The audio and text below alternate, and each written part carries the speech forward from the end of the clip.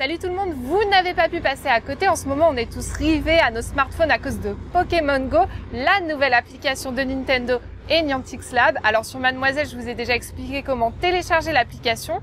Aujourd'hui, je vais vous donner quelques astuces pour devenir le meilleur dresseur.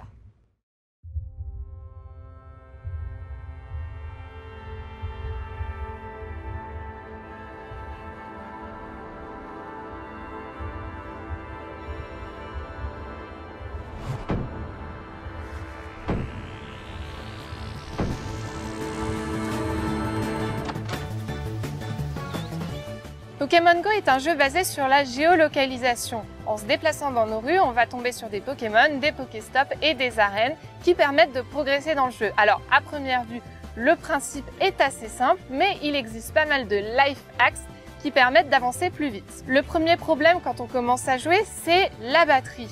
Pokémon Go, c'est un véritable trou noir à énergie parce que la géolocalisation est toujours activée et les graphismes sont assez exigeants.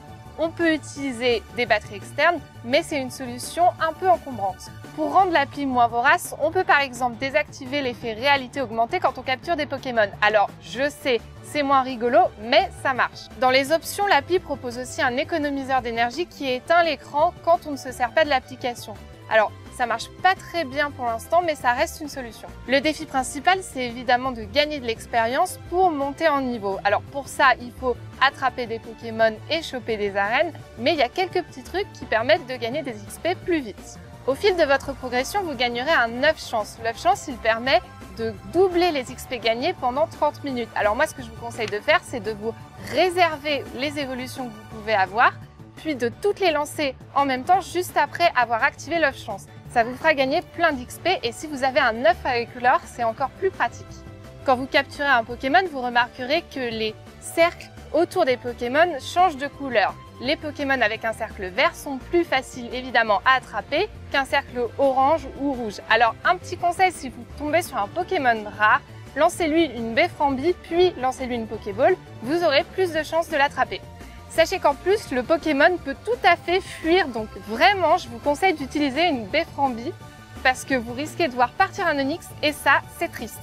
Bon alors celle-ci, c'est un peu l'astuce de base, on l'a beaucoup donnée, mais si jamais vous êtes en rate de Pokéball ou de potions, je vous conseille de prendre le bus à l'intérieur d'une grande ville.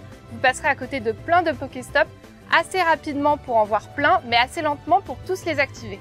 Quant aux Pokémon, il faut évidemment varier les heures et les lieux de capture. On n'attrape pas les mêmes Pokémon suivant qu'on est le matin, l'après-midi ou le soir. Et évidemment, selon les villes, on ne tombera pas toujours sur les mêmes Pokémon et c'est ça qui est génial. Enfin, quand vous chopez une arène, n'oubliez pas que ça vous rapporte des sous, c'est pas juste pour la gloire. Quand vous avez réussi à placer un Pokémon dans une arène, allez dans la boutique et cliquez sur le bouton en haut à droite. Vous gagnerez des sous pour acheter par exemple des incubateurs pour vos œufs ou même des encens et des moduleurs pour attraper plus de Pokémon.